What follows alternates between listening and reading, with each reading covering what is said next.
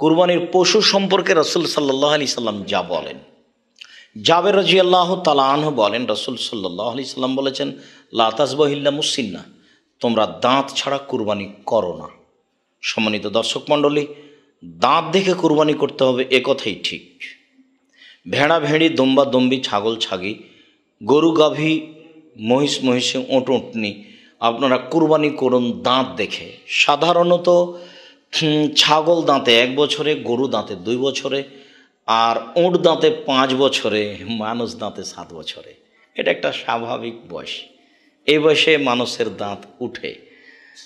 তো আপনারা সামনের দাঁত দেখে, দুধের দাঁত উঠে গেছে, তারপরে দাঁত বের হচ্ছে, এরকম প্রাণী আপনারা কুরবানি করুন।